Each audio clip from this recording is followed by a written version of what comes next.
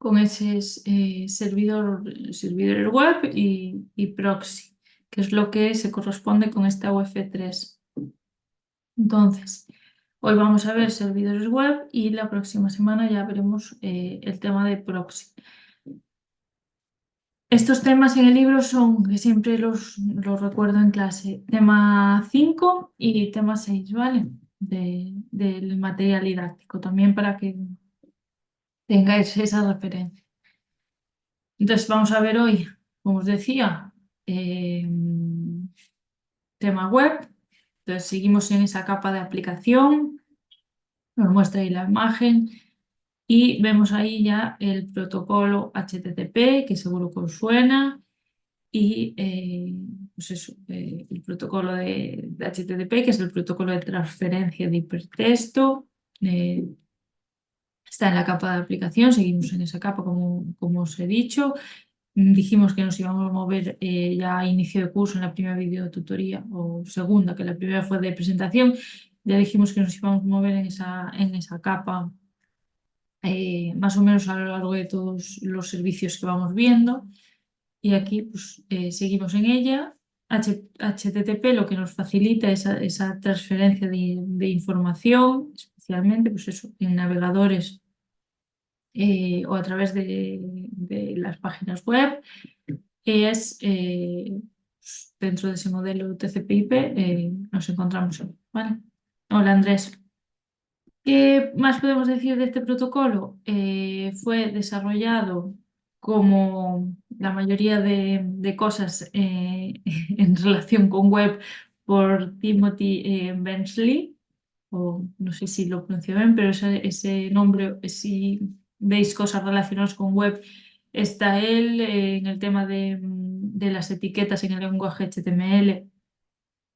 También ha sido él en el tema de las URLs de localización de esos objetos web, también ha sido él. En la máquina para la práctica, no, no, Andrés, eso es tema de trabajo personal dentro de la práctica. Ya he iniciado la práctica, creo que bastante, dado ahí para que la encaminéis, pero el tema de Ubuntu no lo veremos. No lo veremos aquí en videotutoría. Y hay otra cosilla de comunicación con máquinas y eso que, bueno, sí que he dado pie a ello, pero no se ha explicado porque es trabajo autónomo, ¿vale? No voy a hacer la práctica completa. Vale, como os decía, dentro de ese protocolo, Timothy Bentley, pues dentro de lo que es la web, eh, lo veréis por ahí seguro si leéis cosillas de web. Alrededor de la década de los 90 es cuando se desarrolló en concreto HTTP, que es lo que nos influye hoy, y pues fue evolucionando, ¿vale? Hasta convertirse, bueno, en un protocolo fundamental en lo que es la red, la WWW, la red mundial, o red global, y se sigue trabajando en él de cara a mejorar velocidad, mejorar conectividad y especialmente en dispositivos móviles, ¿vale? Entonces, más cosillas de tema de servidores, pues la URL, ¿vale? Localizador URL, localizador uniforme de recursos. Tenemos que saber tres conceptos alrededor de esa URL, que son la URI y la UR y en la URL en sí, ¿vale? La URL está relacionada con ese concepto de UR, de nombre de recurso uniforme, y la URI, el identificador de nombre de recurso. Y vamos a ver un poquillo a qué se refiere cada uno de ellos, ¿vale? Empezamos por la que veis aquí de inicio, la URI, que es ese identificador de recurso uniforme, que es una cadena de caracteres que se refiere pues, a un recurso en Internet que permite identificarlo bien por ubicación, bien mediante el nombre o mediante ambos. ¿Vale? La URI nos permite mediante ubicación, mediante nombre o por los dos. La URI además que lo vemos aquí, permite añadir pues, fragmentos de pregunta, de query o de pues, un fragmento al final de esa URL, ¿vale? Y lo dicho, importante que permite buscar o localizar por una ubicación, por un localizador, por un nombre o por ambos. En cambio, la URL, ese localizador de recurso uniforme, es un subconjunto dentro de esa URI que acabamos de explicar que permite localizar mediante la dirección, ¿vale? Mediante esa ubicación donde se encuentra. El contenido puede variar, pero nos permite buscar por ubicación. Y luego tenemos la URL, que es el localizador de recurso uniforme, nombre de recurso uniforme, perdón, que es también un subconjunto de esa URI que permite localizar mediante nombre. ¿Vale? Mediante el nombre único. De ahí también lo de sus siglas, ¿vale? No tienen por qué saber dónde está localizado, ¿vale? Simplemente por el nombre va ese contenido, un contenido que es fijo. En cambio, en la URL no tiene por qué ser, el contenido puede ser variable. O sea, aquí el contenido fijo va a un nombre concreto y nos permite identificarlo sin saber dónde se encuentra esa localización que sí nos permite la URL, ¿vale? Entonces, URI identifica por ambos, por localización y por nombre, o por los dos en conjunto, y URL por localización y UR por nombre. ¿Vale? Esa es un poco la unión entre ellos, ¿vale? Y es la UR y la URL son subconjuntos de esa URI, ¿vale? Entonces, aquí tenemos pues, la sintaxis o el formato de esa URI al completo, ¿vale? Dentro de, por ejemplo, la URL, lo vemos aquí abajo, tenemos el protocolo, que es ese conjunto de reglas pues, de comunicación que se va a utilizar, bien sea HTTP, que lo comentamos antes, HTTPS, FTP, ¿vale? Un protocolo. En el ejemplo vemos el HTTP porque es el que vamos a comentar hoy, pero podría ser pues eso, HTTPS, FTP u otro, ¿vale? Y tenemos un usuario y una contraseña en caso de que lo necesitemos. Deben ir seguido de los dos puntos, como lo vemos ahí, ¿vale? Usuario, dos puntos y la contraseña, en caso de que sea necesario para acceder a ese recurso. La máquina, que es pues, el nombre de ese equipo donde se encuentra la información, donde tenemos ese recurso almacenado. Y bien, puede ir por el nombre o por la IP, ¿vale? Puede ir por nombre de dominio o por IP. El puerto, que no es igual que el usuario y contraseña, no siempre se especifica, o el puerto que está disponible para escuchar esa información. También va a o sea, va después de los dos puntos. Si indicamos un puerto, tiene que ir con los dos puntos delante. El directorio, ¿vale? Y el archivo, que sería pues, esa ruta del archivo que buscamos, de la información del recurso que vamos a obtener, ¿vale? No todos los campos pues, son obligatorios, ya lo veis, pero sí mínimo ese esquema, ese protocolo, esa máquina y la ruta, ¿vale? Para la ruta del fichero para poder acceder a él dentro de esa URL. Como optativos, usuario y contraseña, puerto, pero sí que debemos mantener la estructura general de ir añadiendo esos datos según nos vayan haciendo falta, pero con los dos puntos, con las barras, ¿vale? Mantener ese formato. Eso sí que es,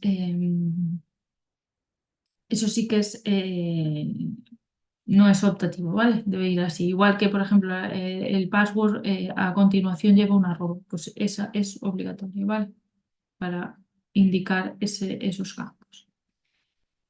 Vale, más cosillas en todo esto de transmisión de información y de web, de servicio web.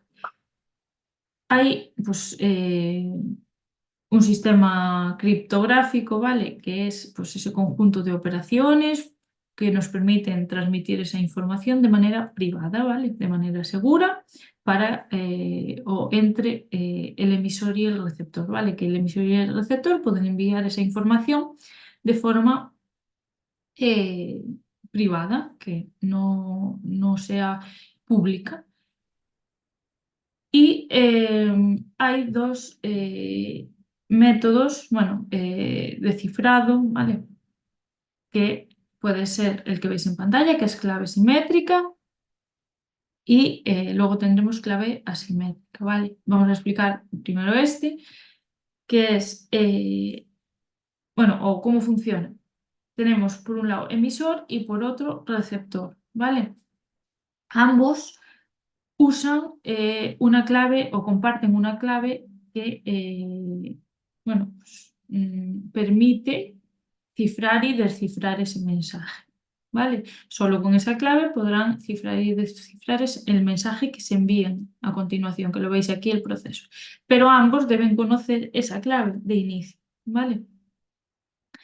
¿Qué nos proporciona que el sistema criptográfico sea mediante esa clave simétrica que ambos conocen? Pues que da mayor velocidad, eh, ya que no necesitan ningún proceso mayor, es solo conocer la clave y cuando llega el mensaje o para enviarlo, cifrarlo y descifrarlo con ella. Entonces es rápido ese proceso, pero da riesgos en cuanto a que cualquier persona que conozca esta clave pueda descifrar ese mensaje o que sea interceptado, que el mensaje cuando se envíe sea interceptado y que quien conozca esa clave pues pueda descifrarlo y conocer la información, ¿vale? Entonces, en ese sentido es más inseguro.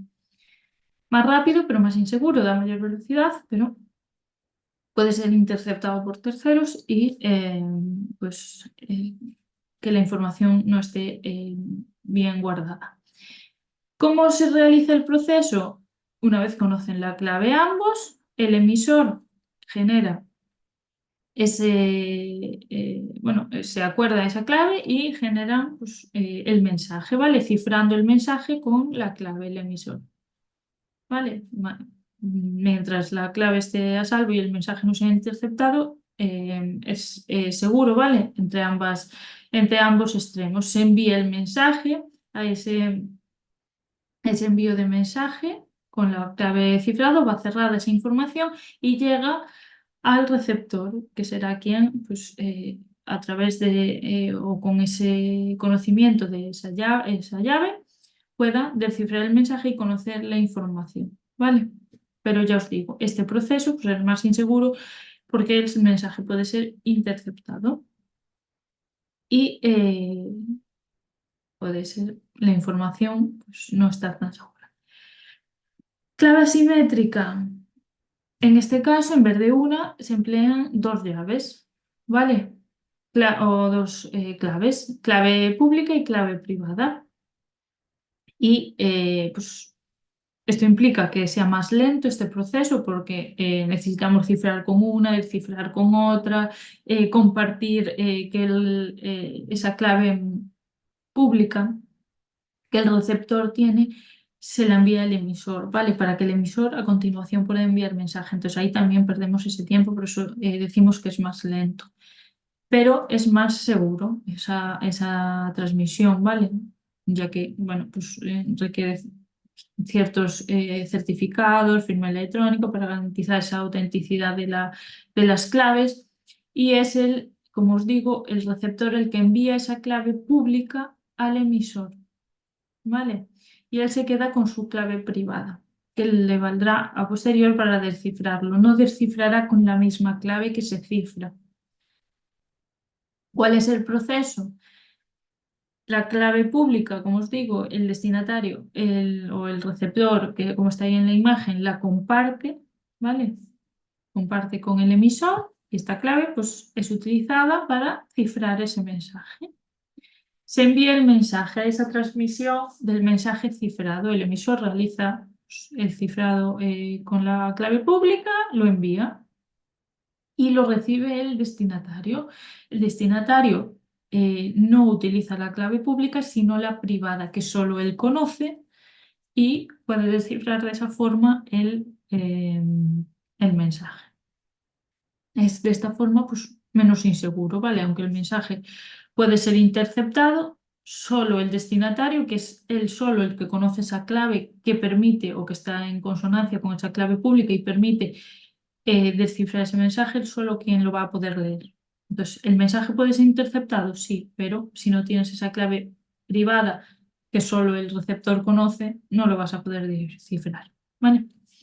Es más lento porque implica esos envíos, implica dos claves, dos llaves, pero más seguro.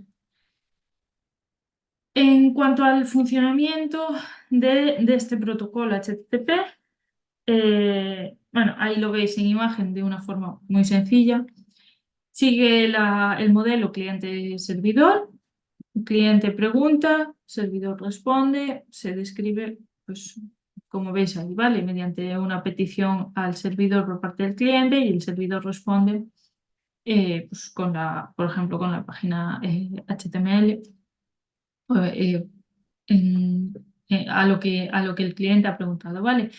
Solicita el navegador, cuando abres el navegador, pues se solicita el acceso a una página y el navegador envía esa petición al servidor web. Y es el servidor web el que le devuelve, pues busca en la información que se ha solicitado, los datos que se solicitan y responde a esa petición del navegador, ¿vale?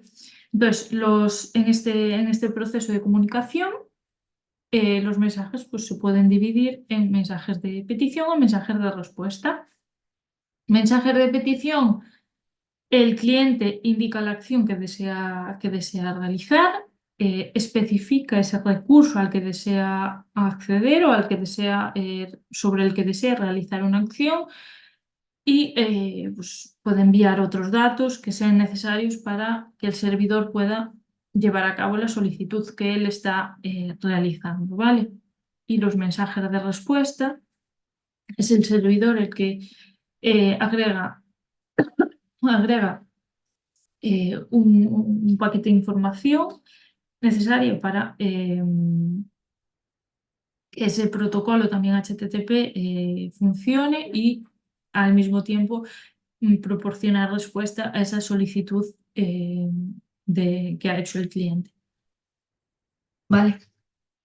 Un poco a nivel muy, muy, muy simple el funcionamiento. En cuanto a sesiones HTTP, cuando hablamos de sesiones, ¿a qué nos referimos? Se refiere a las interacciones entre la red, entre el cliente y el servidor, ¿vale? La sesión HTTP es como pues una interacción de forma concreta, puede haber varias, ¿vale? Entre el cliente y el servidor en un tiempo limitado, ¿vale? Lo veis ahí en esa flecha vertical. Es por un tiempo específico. Se inicia una petición, el cliente establece esa conexión TCP al servidor, al puerto 80, que es el HTTP, que pues está constantemente en escucha y es el cliente el que inicia esa conexión y el servidor le responde, ¿vale? El servidor responde, procesa esa información con lo que el cliente quiera, como vimos, y tramita la respuesta, ¿vale? Incluye un mensaje de estado que ahora veremos cómo o qué códigos se pueden enviar para indicar cómo ha funcionado esa petición, si ha ido bien, si ha ido error, si necesita más datos, pues el servidor enviará unos códigos, y en función de lo que el servidor envíe, el cliente vuelve a solicitar algo o cierra esa sesión. Diferencias entre, que es a lo que viene esta diapositiva, diferencias entre lo que sería la versión 1 de HTTP y la 1.1, ¿vale? Diferencias, la 1.0 La conexión la inicia el cliente, ¿vale? Y se comunica para comunicarse con el servidor. Una vez el servidor responde, la conexión se cierra, ¿vale? Va preguntando y cerrando, y se va cerrando estas sesiones. Solo una pregunta, una respuesta y se cierra. Una pregunta, una respuesta y se cierra.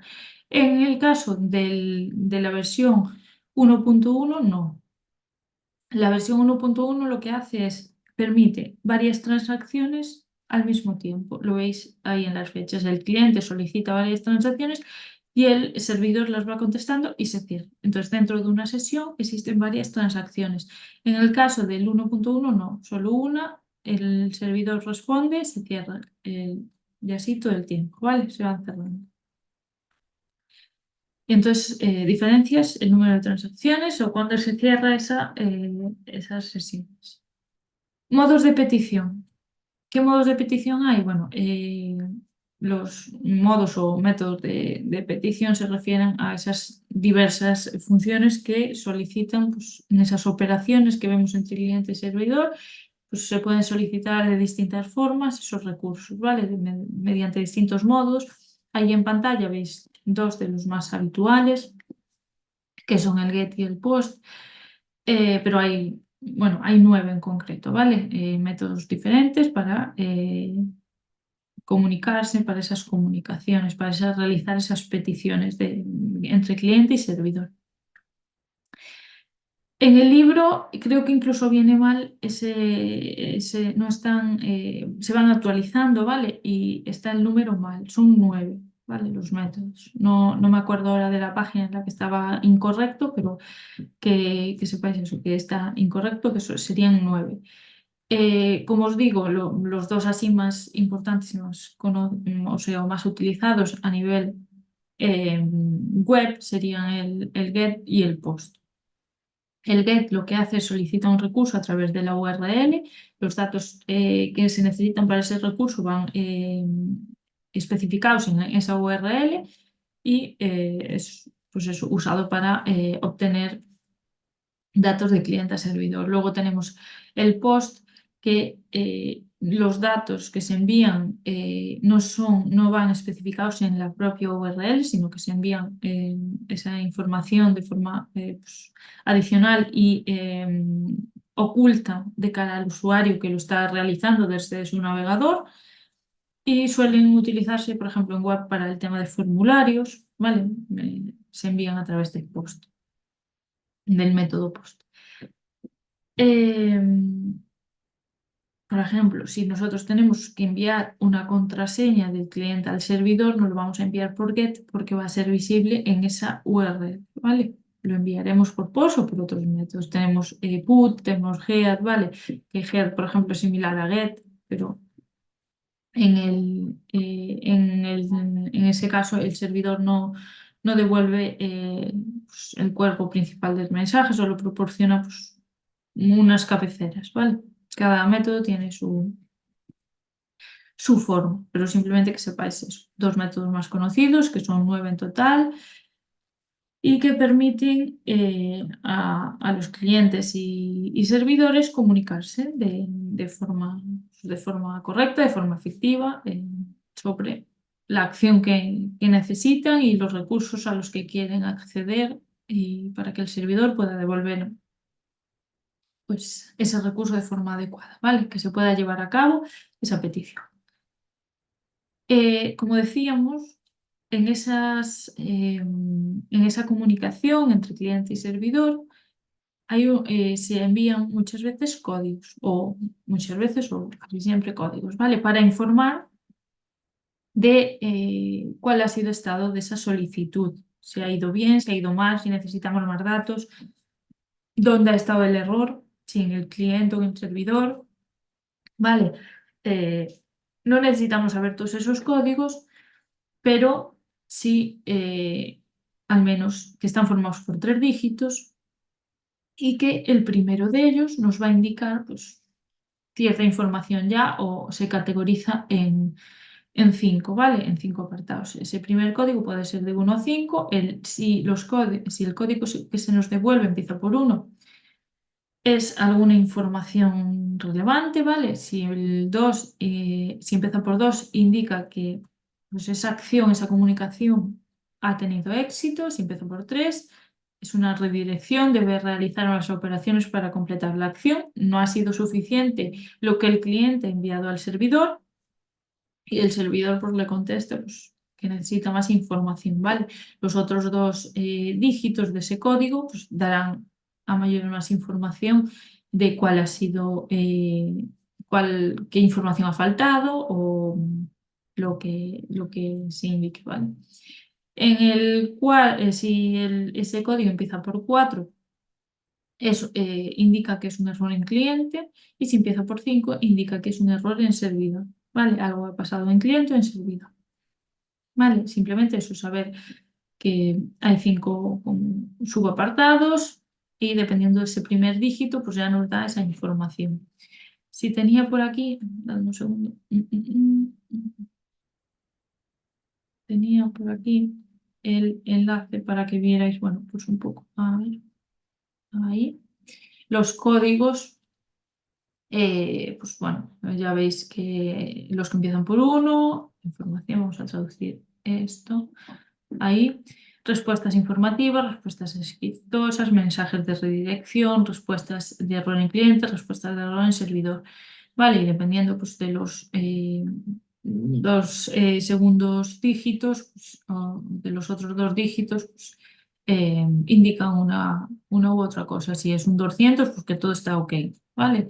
Si es un 201, la solicitud se ha realizado correctamente y como resultado, bueno, se crea un recurso, ¿vale? Dependiendo de lo que nos indiquen, los 300, los 400, ¿vale? El 404, que estamos habituados, que no se ha encontrado ese recurso. Bueno, hay muchísimos códigos para esas peticiones que se nos devuelven y que nos indican pues, un poco por dónde ha ido, qué ha fallado o qué nos falta para poder realizar esa petición. Otra de las cosas importantes en este protocolo de HTTP es que carece de memoria, ¿vale? No puede retener esa información sobre transacciones que ha realizado. Esto puede ser pregunta de examen. Lo de los códigos, Jorge, dices. Sí, de cara a saber esto, no a que me digáis que os ponga un 415 y que sepáis qué código, significa exactamente. Vale, eso no. ¿Vale? Pero sí, de cara a qué indica el primer dígito de esos códigos, sí. O en cuántos tenemos y eso, sí.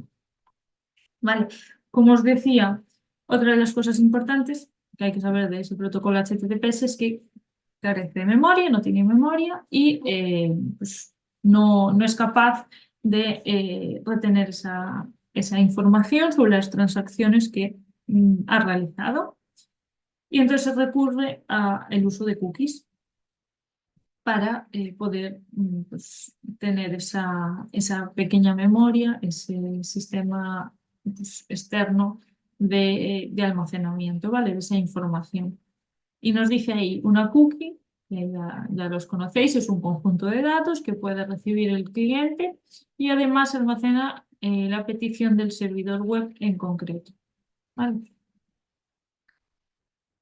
Pues es un conjunto de datos que el cliente puede recibir y que almacena esa información específica de la solicitud del servidor, ¿vale? Del servidor web. ¿Qué papel desempeña? Pues papel crucial, ¿vale?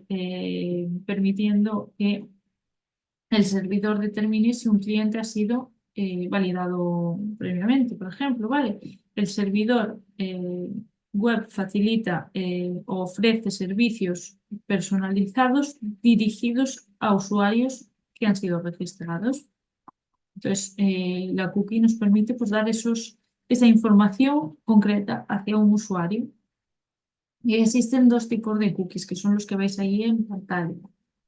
Cookies de origen o las cookies de terceros, third party. que las cookies de origen son las que o sea, están activadas por el sitio web. El sitio web que visitamos tiene ciertas cookies. Esas cookies las llamamos de origen. Y las cookies de terceros son las que se generan por anuncios o otras fuentes que sean pues, externas al propio sitio, ¿vale? Sí que es cierto que los usuarios tienen la opción de revisar esas cookies, saber qué información se está almacenando, se lo da esa información, bueno, o esa revisión de las distintas cookies nos las permite el usuario, el navegador que estemos utilizando y pues podemos incluso eliminarlas en función de nuestras preferencias o no aceptarlas. Lo que nos sale, bueno, que intenté representar aquí, pues dependiendo de la página o del sitio web que visitemos, nos saldrán unas u otras o querrá una información u otra y nosotros tenemos pues esa posibilidad de aceptarlos, ¿vale? Y lo que va a permitir es que si damos esa información es que se nos muestre pues, ciertas páginas o ciertos recursos que tenga el servidor y que nos muestre en función de lo que nosotros hemos guardado en esas cookies, ¿vale? Esa información que mantengan las cookies le permitirá pues, dar información o darnos recursos acorde a nuestros gustos. Vale.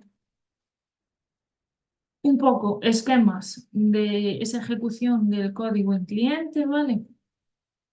Y luego del código en servidor. El código en cliente.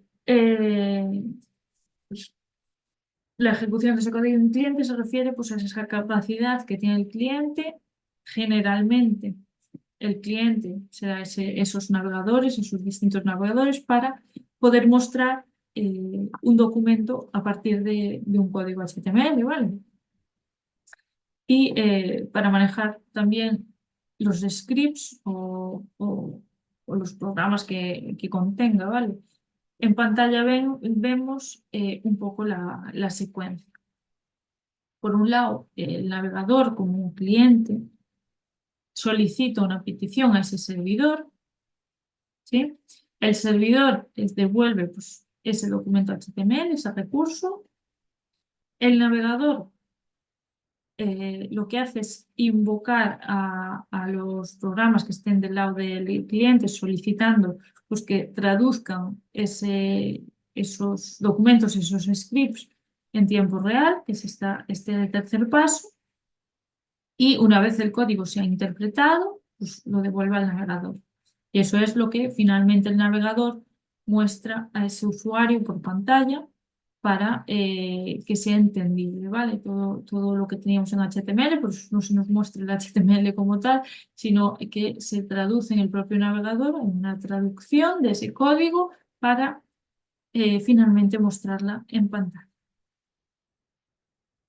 En cuanto al servidor, bueno, del lado del servidor llega esa petición, ¿vale? El navegador es quien realiza esa petición al servidor y lo que hacen los programas es que deben interpretar, ejecutar esa petición que se ha realizado, saber dónde están, pues, hacer las operaciones que necesite para poder devolver esos documentos, esa información que está solicitando el cliente, el navegador en este caso, ¿vale? Entonces devolverán esa información, esos documentos en HTML y luego el navegador será pues, quien lo interprete, como lo vimos en la, en la imagen anterior, ¿vale? Y lo muestre al usuario. En cuanto al funcionamiento, HTTP, antes lo vimos también en la otra imagen de forma simple. Principal objetivo, pues, como llevamos repitiendo durante toda esta clase, es establecer esas comunicaciones de forma segura, mediante esos cifrados tanto de clave simétrica o asimétrica, entre los clientes y los servidores, ¿sí? En lugar, en lugar de, bueno, pues, depender exclusivamente de ese cifrado asimétrico que dijimos era más lento, ¿vale? Utilizaba esa combinación de algoritmos, clave simétrica. Lo que es el protocolo HTTP autentica al servidor ante el cliente mediante un certificado digital, ¿vale? Y eso es lo que conocemos como esa seguridad del protocolo HTTP y añadimos esa autenticación, ese certificado digital mediante bueno, pues la versión segura de ese protocolo, que es el HTTPS, ¿vale? HTTPS. Mm, Este proceso pues de certificado digital se lleva a cabo un poco como veis ahí en la imagen, ¿vale? El servidor, o bueno, ahí llama computadora visitante, indica a ese servidor que necesita una conexión segura, ¿vale? Mediante ese protocolo, el servidor le envía el certificado y la computadora dice, bueno, muy bien, esta es la clave cifrado para esta sesión. Entonces se va a conectar mediante ese certificado que el servidor le envía, ¿vale? Y el servidor pues, descifra esa clave y establece una conexión segura, ¿vale? Es el servidor el que envía ese certificado. Y pues, un protocolo más rápido, más seguro, garantiza pues esa confidencialidad de clave asimétrica gracias a ese cifrado de asimétrico entre ambos, entre el visitante o computadora visitante o cliente y el servidor, ¿vale? Él es el que envía ese certificado y lo vemos aquí, ¿vale? Eh, en primer lugar, el cliente pues, solicita el recurso y pues, contacta con el servidor pues, por primera vez, establece esa conexión y es el servidor el que le contesta enviando un certificado, ¿vale? Ese certificado permitirá que ese cliente pues, se conecte mediante el protocolo seguro, la versión segura de ese HTTPS, cifrando ese envío de peticiones para poder recuperar el recurso de una forma segura, ¿vale? Y, ¿qué más? Servidores virtuales. El alojamiento, bueno, virtual pues, permite almacenar pues, esos sitios web o almacenar muchos sitios web bajo un mismo servidor, ¿vale? De un servidor de páginas web o denominados, como nos dice servidores virtuales. Cuando creamos ese servidor virtual, pues se pueden seguir diferentes enfoques, que es lo que estáis viendo en pantalla. Un enfoque basado en el alojamiento basado en direcciones IP, un alojamiento basado en número de puertos TCP o en nombres de dominio, alojamiento basado en nombres de dominio. ¿Diferencias entre ellos? Los alojamientos basados en direcciones IP, cada, cada servidor de estos virtuales tiene una dirección IP pública, una dirección única, ¿vale? Entonces, los basados en dirección IP constan de cada servidor virtual de una dirección única. Limitaciones o desventajas. El límite de esas direcciones IP, ¿vale? También la asignación eh, o la administración de todas esas direcciones que podamos asignar a cada uno de los servidores virtuales. Entonces, también debemos tener en cuenta eh, esa limitación de asignación. En cuanto al alojamiento basado en número de puertos TCP, lo que se hace no es no es el más común, no es estándar, ¿vale? Es el que menos, o el menos común, el que menos se usa, y asigna a cada servidor virtual un puerto TCP distinto, ¿vale? De ahí que esté basado en puertos TCP. Y luego tenemos el de nombres de dominio, que cada servidor pues, tendrá su propio nombre de dominio, ¿vale? Es un método, sí, de los más utilizados frente a los otros dos, ¿vale? Que permite, pues eso, compartir una única un nombre para cada servidor virtual. Entonces, pues tenemos esas tres orientaciones o tres enfoques dentro de la creación de esos servidores virtuales que nos permiten pues, alojar distintos sitios web o páginas. Y ya por último, ya os dejo la realización que siempre en todo tema nos aparece y importantísimo, de verdad, dejar documentado todo aquello que configuremos para cualquier servicio, ¿vale?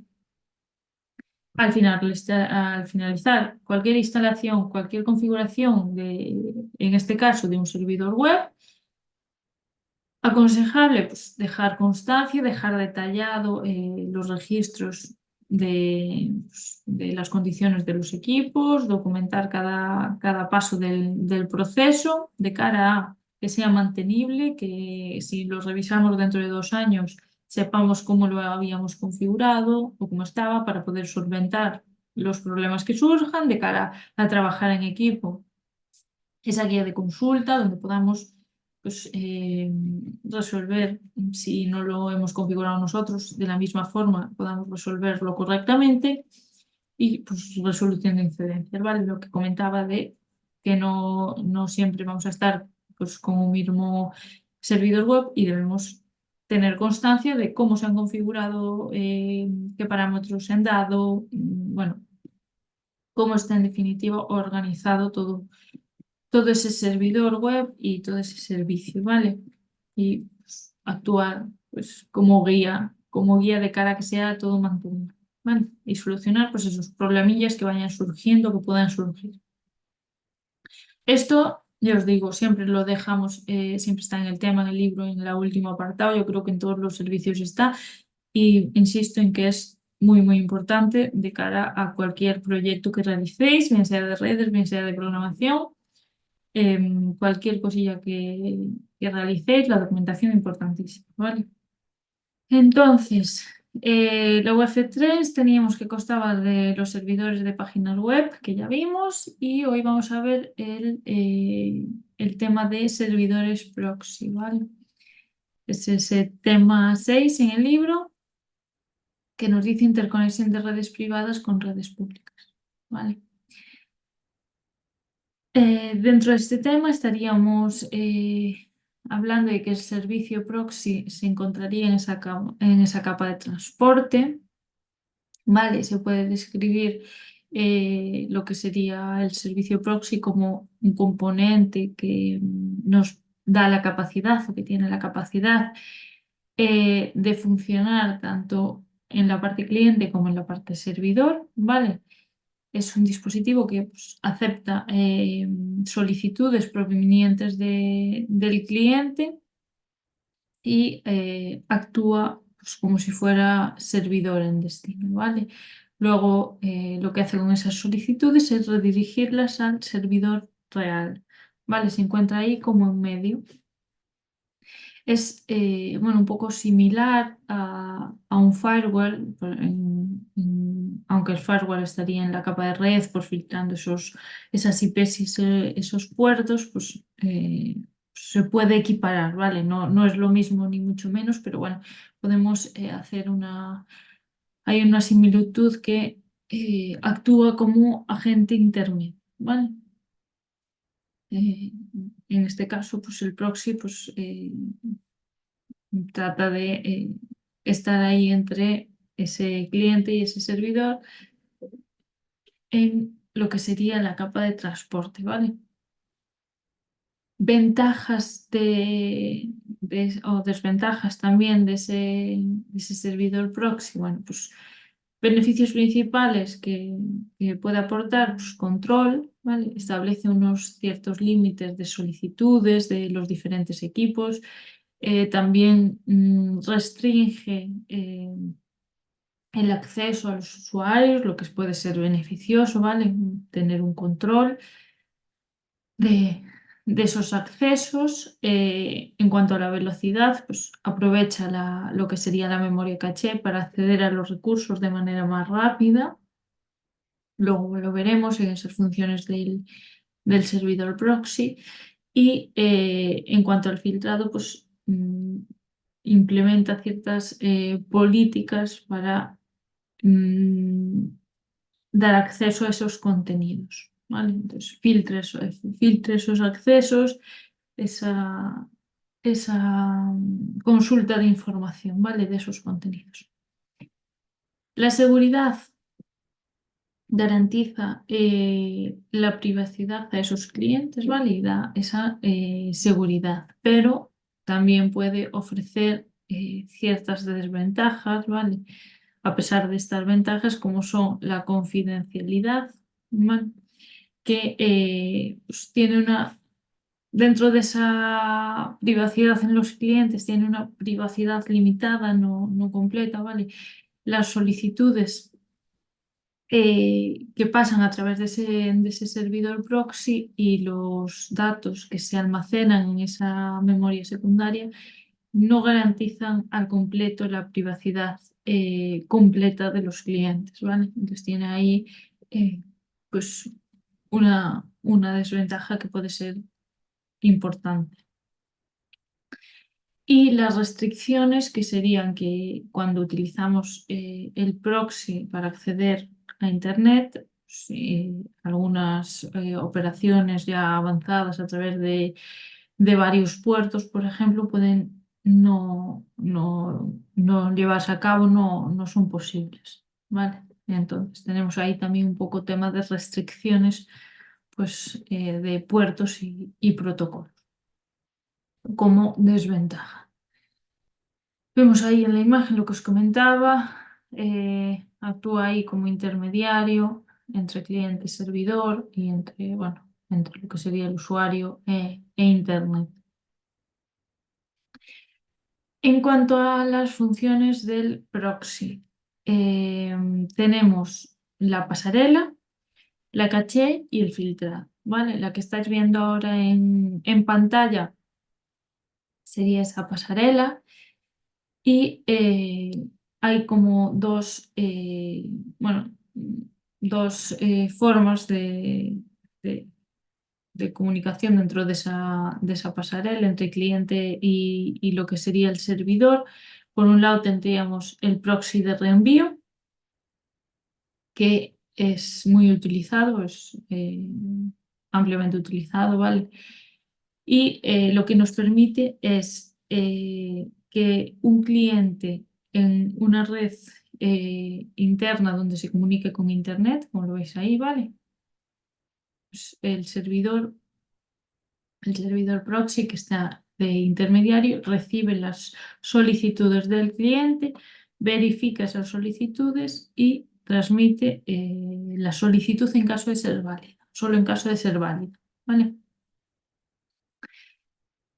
Si no fuera válida, simplemente la rechazaría, ¿vale? Actúa ahí de intermediario, ¿vale? Actúa ahí como de intermediario, entonces ve si esas solicitudes son correctas, las valida, en caso de serlo, las pasa, en caso de no serlo, las rechaza y ya no, ya no se enviaría, o sea, no se tramitaría esa solicitud. Proxy y inverso sería, bueno, en este caso, lo que sería el proxy no se ubicaría ahí como en medio, se ubica más del lado del servidor, ¿vale? Se ubica junto al servidor y lo que hace es que permite que uno o más servidores pues, den respuesta o suministren ese contenido, esos datos, de forma transparente al cliente, ¿vale? Estaría ahí como del lado del servidor y pues permite que uno o varios pues transmitan esa información, den ese contenido, esas respuestas. En cuanto a, decíamos que teníamos pasarela, dentro de esas funciones, la caché, que sería ese almacenamiento temporal de respuestas a anteriores peticiones, pues, utilizando las redes TCP/IP, ¿vale? De donde esos usuarios pues, buscan acceder a una misma información, pues pueden darse problemas de saturación de los servidores, el uso, un uso que no sea eficiente del ancho de banda. Entonces tenemos como solución pues, el uso de esta caché, ¿vale? Se recurre a esa memoria caché para almacenar de forma temporal las respuestas de los servidores a las consultas de esos clientes, ¿vale? Para acceder de forma más rápida pues, y dar una respuesta. Y en cuanto al filtrado, bueno, pues es función muy importante dentro de esos servidores proxy, ¿vale? Lo que hace es que inspecciona los mensajes que se producen entre ese cliente y el servidor, permitiendo o evitando ese, no, ese abuso, ¿vale? De aplicaciones no permitidas. Lo que hace es establecer unos límites en el uso de las características específicas de un protocolo y detectar protocolos no autorizados, ¿vale? Que no utilicen pues, puertos estándar, ¿vale? Son reglas explícitas que pueden lograr los objetivos, ¿vale? Pero el principal inconveniente es que al ser un filtro, el proxy puede configurarse o debe configurarse para cada uno de los servicios de la red, ¿vale? Pero bueno, tenemos ahí el filtrado para evitar esos abusos, establecer unos límites y pues, detectar esos protocolos no, algo no autorizado, ¿vale? Pues que no use el puerto o lo que sea. Y bueno, esas serían las funciones, pasarela, caché y el tema de filtrado para impedir todo esto. Vamos a realizar, ya os digo, se puede usar para no abrir tantos puertos en el router. El proxy, bueno, podría usarse, sí, Adrián. Pero vamos a ver ahora lo que os digo, una práctica y vamos a ver, bueno, limitar el uso o ver cómo actuaría, ¿vale? Mediante unos pequeños filtros para ese acceso a Internet y qué podemos limitar. Bueno, vamos a verlo ahí un poquito. Vale, voy a abrir por aquí. Mm, mm, mm. VMware, que se me abre por aquí todo. Vale, lo voy a poner por aquí. Tengo, como os decía, ay, dejadme que no os veo si me escribís en el chat. Dadme un segundo.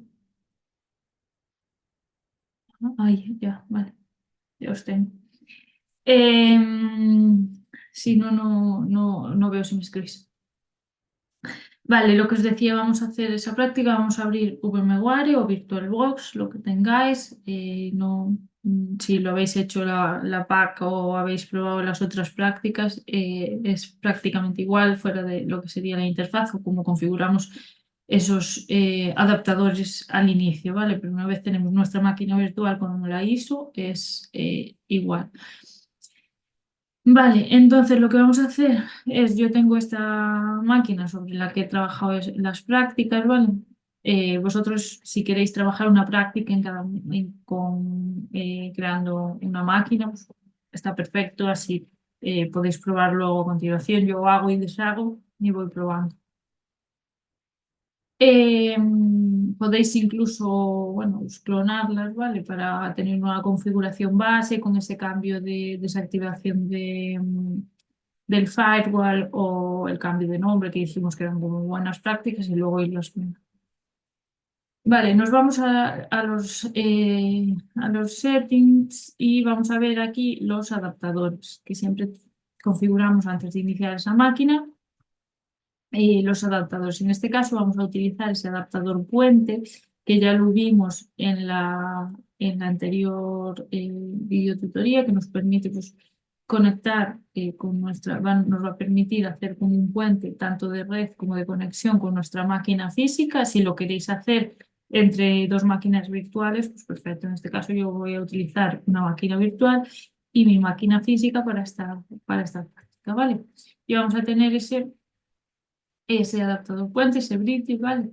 Donde nos permitirá traspasar esa red, también internet, ¿vale? Para poder descargar un programa que necesitamos también, ¿vale? Si queréis configurar una NAT, también podría ser, pero luego sí que necesitamos que estén en red, ¿vale? Para podernos conectar de una máquina. Vale, entonces con ese adaptador vamos a cerrar por aquí y vamos a iniciar nuestra máquina. Nos dice el del floppy. Voy a ponerlo por aquí. Ahí para que mientras inicie no me deja más. Para que no os molestara por detrás. Vale. Vamos a insertar nuestra contraseña. Ahí estamos. Vale. Lo primero que haríamos, ¿qué sería? ¿Qué sería? ¿Qué hacemos siempre? Lo primero. A ver, Adrián y Mónica que están por ahí. Rubén también. Jonathan, que os veo por ahí. ¿Qué es lo primero que hacemos siempre en estas prácticas? Administrador del servidor. Para instalar algo, pero en este caso no lo vamos a necesitar. Lo primero de todo, de todo, de todo. Siempre que hacemos, hemos añadido los adaptadores que teníamos y ahora ¿qué tenemos que hacer? Configurarlos. Eso es, Mónica. Nos vamos. Es que no sé por qué. A ver, es que no me lo deja, no sé, no me deja verlo. Ahí, ahí. Vale. Nos vamos a la configuración de red, a configurar esos adaptadores. En este caso, uno, ¿vale? Lo podemos desactivar, nos vamos a propiedades, protocolo Internet versión V4, propiedades y aquí vemos que tenemos, bueno, pues, la red que ya la tenía configurada de antes. Esta será, que debe estar dentro de mi red, la voy a abrir por aquí para que lo veáis, de mi ICMD, ¿vale? Si yo hago ipconfig en mi máquina, bueno, aparte de tener otros adaptadores, pero mi adaptador sería este, mi IP sería la 192.168.016, entonces yo he escogido esa 20 para que me esté en red, ¿vale? Y la 192.168.0 pues podría escoger la que quisiera siempre que esté disponible, ¿vale? Voy a insertar por aquí la puerta de enlace, la CL1, ¿vale? Entonces aceptamos, cerramos y volvemos a activar. Vamos a comprobar, voy a comprobar que me ha cogido bien la puerta de enlace. Ahí está, vale. Entonces ya tendría mi adaptador configurado, ¿vale? En cuanto a lo de DNS, no los necesitamos. Creo que estaban puestos los de Google, sin más, ¿vale? Cuando no los necesitamos, siempre añado esos. Tenemos el adaptador configurado y con esto ya tendríamos acceso a Internet, ¿vale? Voy a cerrar por aquí. Y necesitaba el acceso a Internet porque voy a instalar este programa que lleváis aquí, que es el CC Proxy, ¿vale? Con ese acceso os vendríais a Internet y descargamos el CC Proxy, donde yo configuraré pues, esos parámetros que quiero limitar, ¿vale? Nos iríamos aquí a descargas, me lanza los mensajes siempre. Aceptamos. Vale, y descargamos el... No hay que seguir los pasos, creo que son 4 o 5 pasos para instalar el programa. No tiene ninguna configuración, ni nos pide ni contraseña, como os pedía el HTML Server, nada. Vale, es seguir 5 pasos. Entonces, una vez lo tenéis descargado, lo instalaríamos y una vez instalado os aparecerá un panel como el que estáis viendo. ¿Vale? Desde aquí es donde vamos a configurar, vamos a, bueno, pues, sí, proceder a esa configuración de nuestro proxy para limitar pues, ciertos accesos, ¿vale? Nos iríamos a opciones. De inicio voy a dejar solo, vais a tener más marcadas, incluso podéis, bueno, pues tenéis mail, DNS, LFTP, bueno, en este caso, para realizar la práctica solo vamos a dejar ese protocolo HTTP y el source, bueno, porque actúan desde el mismo puerto y no creo que nos den problemas, ¿vale? No nos no debería darnos ningún problema. Y vamos a trabajar simplemente con este acceso pues, a una página web, ¿vale? Con el protocolo HTTP, que es el que necesitamos en este caso. Entonces lo dejaríamos así. Aquí veréis que la IP pues, se detectará de forma automática y os aparecerá ahí la que tengáis configurada en ese adaptador en función de vuestra red. Y con eso pues, ya tenemos esas opciones configuradas y nos vamos a ir a la cuenta, ¿vale? Vamos a hacer una pequeña configuración de tal manera que lo que vamos es aplicar un filtro y una directiva para limitar ese. Pues vamos a cuentas y aquí vamos a decir en permitir categoría, solo vamos a permitir esa, ¿vale? No todas permitir solo. Vamos a hacer la autenticación por IP sin más. Y vamos a irnos a añadir filtro. Vamos a pues, configurar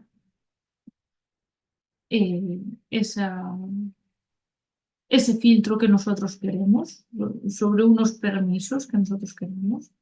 Lo primero, le podemos añadir un nombre. Yo le he puesto sin permisos, ¿vale? Para que, bueno, pues, o quitar permisos o el que vosotros consideréis. Es un nombre a posterior, luego lo aplicaremos en esa directiva para indicarle pues, que queremos limitar los permisos que configuramos con este filtro, ¿vale? Marcamos el tema del site filter, ¿vale? Y lo que vamos es, bueno, hay más configuraciones, tema de, bueno, de DNS, ya lo veis ahí. Lo que yo simplemente quiero para mostraros de forma, bueno, pues sencilla y visual, vamos a limitarlo por URL, ¿vale? Entonces vamos a añadir ahí, pues, ese acceso, en este caso a, imaginaros que estamos en una empresa y que nos quiere limitar, pues, el acceso a eso, ciertos periódicos o ciertas páginas. Podemos hacerlo, por ejemplo, limitando directamente por la URL o también pues, por el contenido, ¿vale? O por cómo esté categorizada esa página web. Por ejemplo, además de impedirnos el acceso a marca en concreto, a esa página, a www.marca.com, pues también queremos que nuestros empleados no son en sus horas de trabajo, no miren ninguna página que esté categorizada por viajes, ¿vale? Esto ya dependerá de las páginas, ¿vale? O de las categorías que tengan definidas esa página desde o sea, como el desarrollador, los que haya puesto el desarrollador. Si es una página de viajes, pero no está categorizada como viajes, pues nos dejará acceder de todo modo. Pero también podemos filtrar o hacer esos filtros por las categorías de las páginas, ¿vale? Pero luego ya dependerá pues, de si se aplica o no a la categoría. En el caso de hacerlo por la URL directamente, sí que ahí no va a haber duda, o sea, no se va a acceder a esa página, ¿vale? Entonces vamos a aplicar ese filtro, le daríamos a guardar, ok, y con este punto, en este punto ya tenemos ese pequeño filtro, ¿vale? Que no nos va a dejar, pues eso, ni acceder a páginas de viaje ni a la del periódico Marca concretamente. Lo que vamos a hacer ahora es establecer una directiva, la cual vamos a someter a esa conexión que nosotros hagamos a un cierto control, ¿vale? Vamos a poder parar cada vez que nosotros queramos conectarnos a Internet, ¿qué debe hacer? ¿Vale?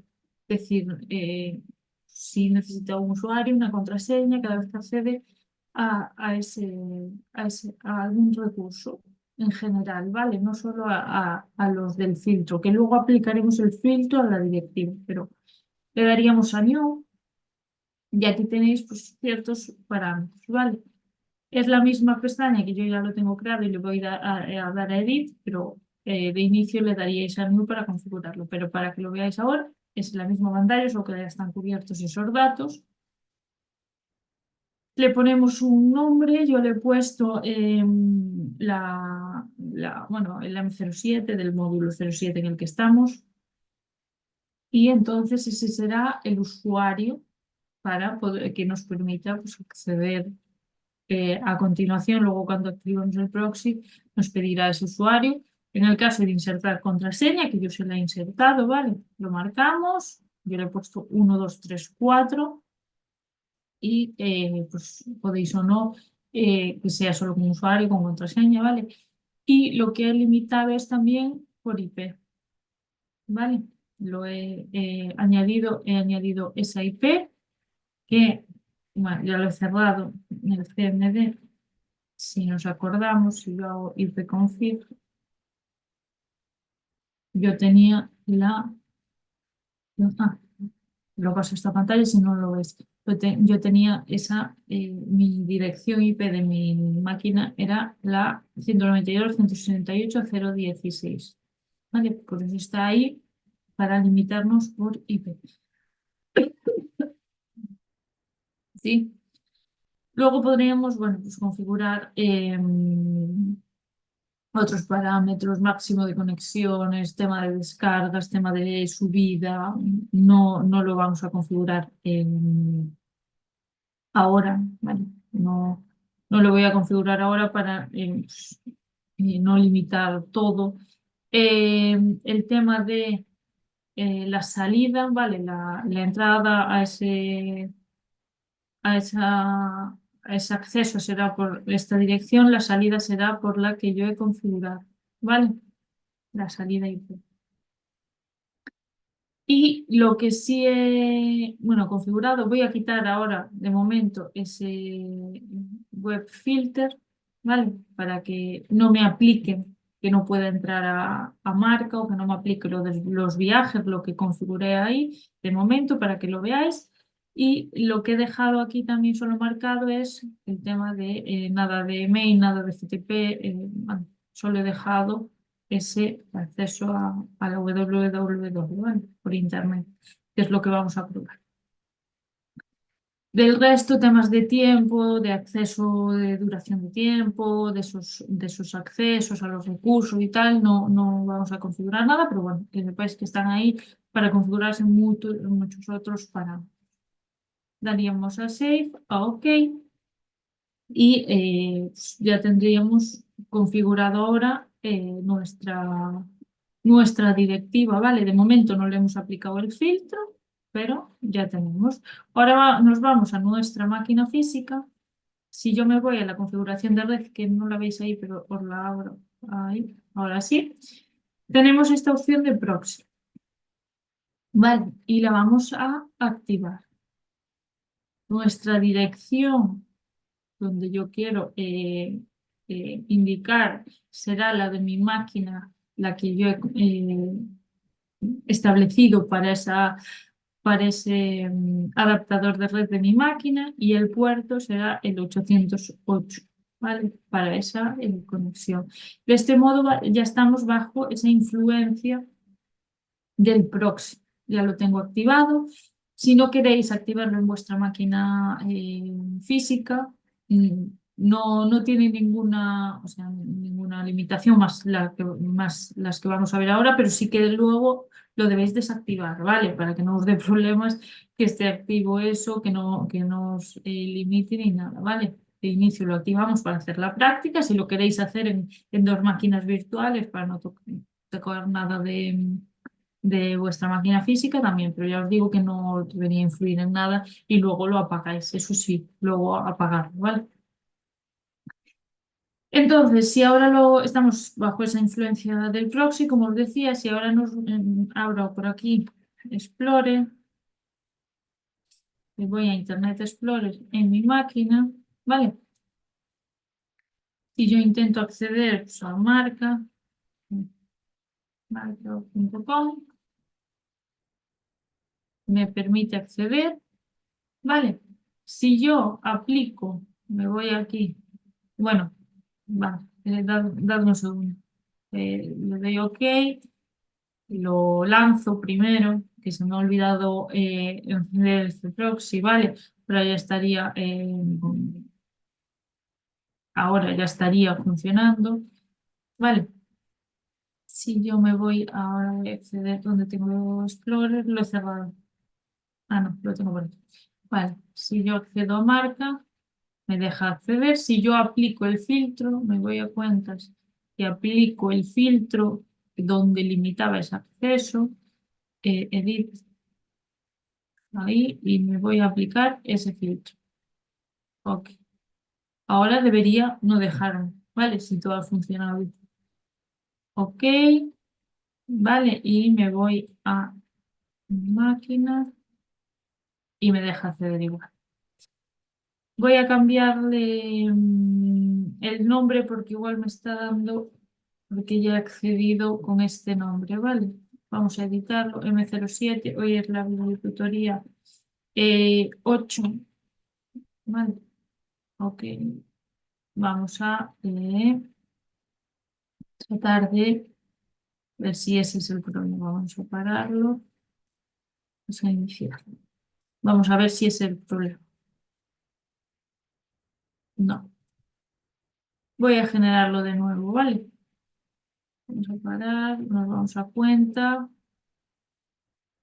Vamos a crear uno nuevo, que sea videotutoría 08. Creo que no me he olvidado de nada, ¿vale?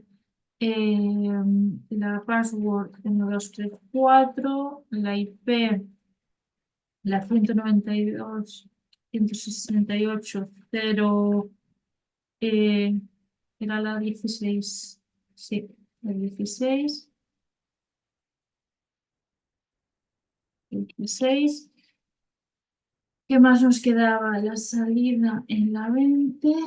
Aquí solo dejamos la www y vamos a aplicar el filtro ya de inicio y no nos quedaba nada porque de tiempo nada. Vale, vamos a guardar. Voy a eliminar la M07 y vale, y voy a intentar acceder a ver si ahora me funciona. Me debería estar limitando. Esto lo tengo activo. No sé si le había dado a guardar, pero bueno, me debería ir, ¿vale? No tendríais que cerrar la página. Sí, pero voy a encender esto ahora otra vez. Ok, vale, iniciamos, pero no me está... Ah, vale. Ahora ya me ha saltado. En el mismo momento en que lo he lanzado, ¿vale? El usuario sería, ¿cuál le había puesto? Ay, videotutoría 8, eso, 08 o 8. Ah, 08, sí. Vale, videotutoría 08 y 1, 2, 3, 4. iniciamos sesión, ¿vale? Y si recargo para ver que no me deja acceder a marca y me deja acceder, por ejemplo, no sé, a las.com. Vale, a las.com pues, sí que me dejaría. A marca ya vemos que nos limita el acceso. Aparte de cuando accedo a Internet, pues directamente me solicita las credenciales que había añadido. Voy a desactivar por aquí ya no, por aquí, el proxy, ¿vale? Y nada, bueno, me quedaba, he añadido, buscado en páginas de marca, pero en el filtro tenía también lo de los viajes. Si accedéis, pues no sé, que puede ser a un blog de viajes que esté categorizado, pues eso, como viajes, o a, no sé si Booking, ¿vale? Booking a lo mejor también puede estar categorizado, tener la categoría. Eso ya, como os decía, dependerá de lo que, cómo esté categorizada esa página. Si imagínate que un periódico estuviera categorizado como viajes, ya nos limitaría también. Dependería de esas páginas que cómo estén configuradas. Vale, y aquí vemos, bueno, pues un poco, recordemos desactivar el proxy si lo utilizáis, ¿vale? Para que no os dé ningún problema en la máquina, ¿vale? Y nada, vemos eso, cómo configurar un filtro, cómo configurar una directiva, cómo añadir pues, esas IPs y cómo podemos limitar ese acceso mediante el uso del proxy. Vale. Vamos a realizar, ahora que veo que ya me habláis un poco más, tenía por aquí está, un pequeño repaso de lo que sería mediante preguntas, ¿vale? De lo que sería esa UF3 y pues, me contestáis por ahí y las vamos comentando, sí, y os leo por ahí. ¿Estamos o no? ¿Estáis por ahí? ¿Cómo se realiza la comprobación de filtrado de páginas web desde cliente? Decís por ahí la D, ejecutando el programa Internet Explorer y visitando sitios bloqueados.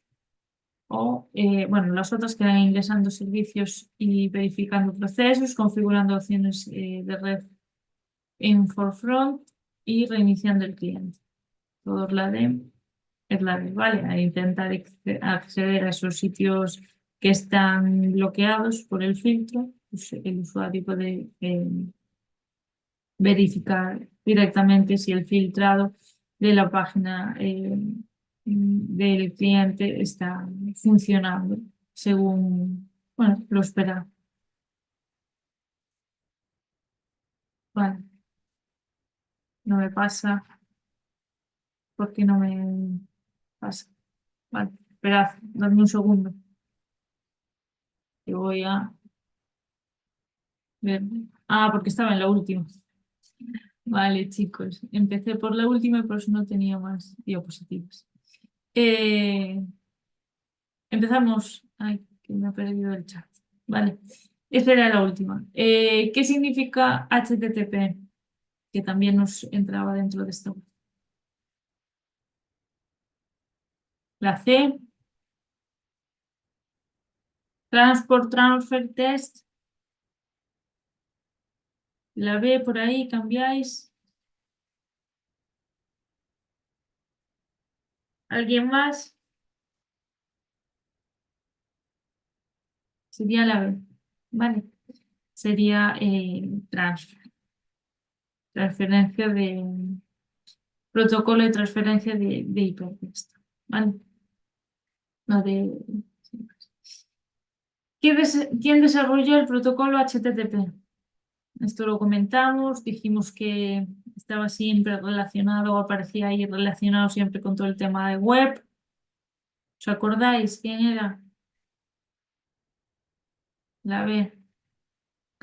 Eso es la B, ¿vale? Todo el tema web, tema HTML, bueno, la www está relacionada con este señor, ¿vale? Hay otras muchas personas, pero siempre os aparece ahí el protocolo HTTP, pues ha sido Timothy Berners-Lee, ¿vale? No sé si lo pronuncio todo bien, pero vale. ¿Cuál es el formato de una URL? ¿Cuál sería? Habíamos visto el tema de URI, de URLs, veíamos los formatos, la A, la A, ¿vale?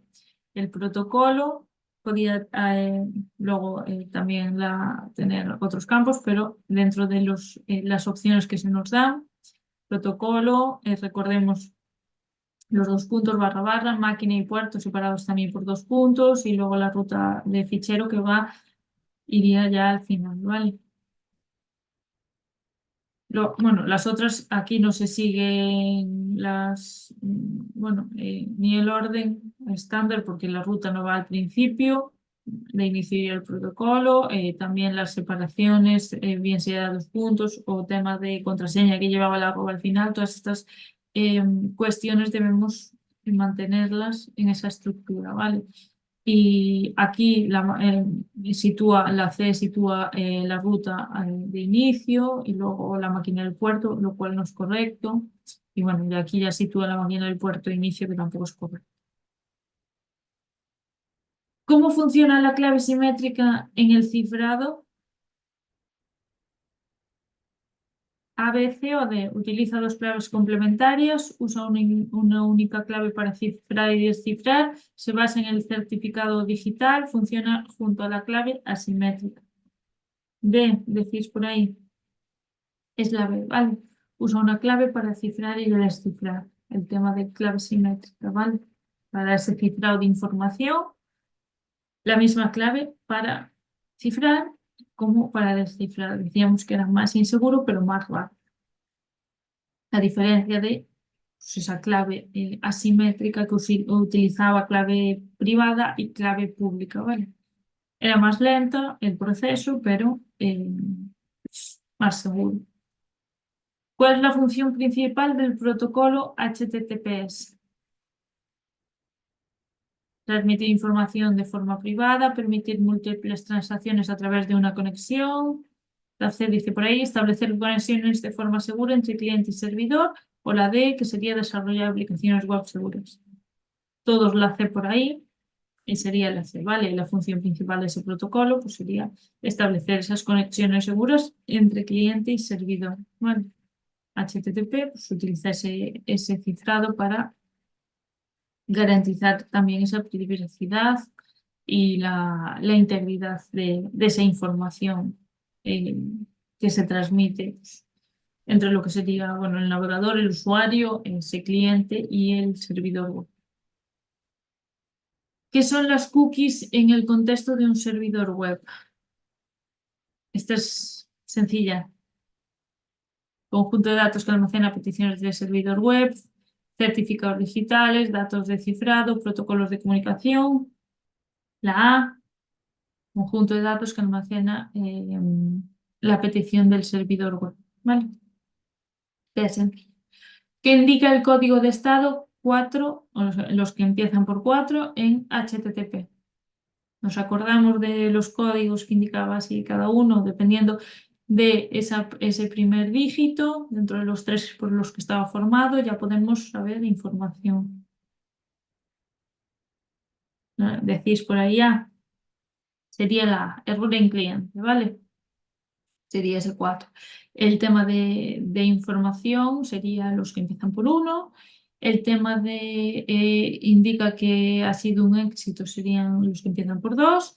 Y error en servidor sería en los que empiezan por 5. Vale, esta pregunta, bueno, pues podríamos generar solo con esto por lo menos 5, bueno, 5 o 10 preguntas cambiando simplemente la forma. Entonces, seguro alguna de estas se os cuela por ahí. ¿Qué función realiza un servidor proxy? Ahora ya pasamos a lo que sería el proxy, que lo vimos hoy. ¿Vale? La A que decís actúa como intermediario entre cliente y servidor, no almacena, no tiene funcionalidad de almacenar esos archivos, ni el reclutamiento de paquetes, ni la gestión de dominios, ¿vale? No, bueno, pues temas de otros servicios que no es del servicio proxy. ¿Cuál es una ventaja del servicio proxy? Incremento del ancho de banda, reducción de la velocidad de acceso, control de acceso y seguridad, falta de filtrado de contenido. Todos la hacen. ¿Qué desventaja tiene el uso de un servidor proxy? Limita el acceso a diferentes puertos y protocolos, mejora la intimidad del cliente, aumenta la velocidad de acceso a recursos, no almacena datos en una memoria secundaria. La A, eso es, ¿vale? Pues permite pues, introducir esas restricciones de acceso pues, a diferentes puertos, diferentes protocolos, según pues, la configuración que demos, ¿vale? No lo sé, ¿vale? Sería lo que dicen los compañeros, permitir la comunicación de un cliente de red interna con Internet, ¿vale?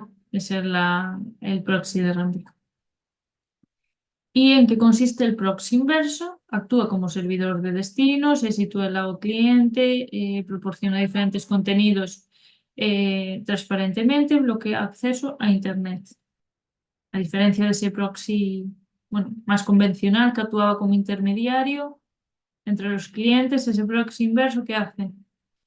¿Cuál es el paso final para configurar el servicio proxy en el cliente? Quedan dos, creo. Bueno, esta, porque la última ya la hicimos. Ejecutar el programa Internet Explorer, configurar opciones de red en Forefront, ingresar al servidor Active Directory o reiniciar el cliente. ¿Qué hace? ¿Cuál es el paso final de configurar ese servidor proxy en cliente? Cuando configuramos algo, ¿qué hacemos a posterior? Ejecutar el programa en Internet Explorer, ¿vale? Para comprobar. Bueno, de entre las que tenemos, ¿vale? No tiene que ser justo Internet Explorer, pero de entre las que tenemos. Y cómo se realiza la comprobación del filtrado de páginas web desde cliente, pues esta es la que vimos antes, que era esa D, ¿vale? Ejecutando un programa Internet Explorer y visitando sitios bloqueados. Y ya, si es la última,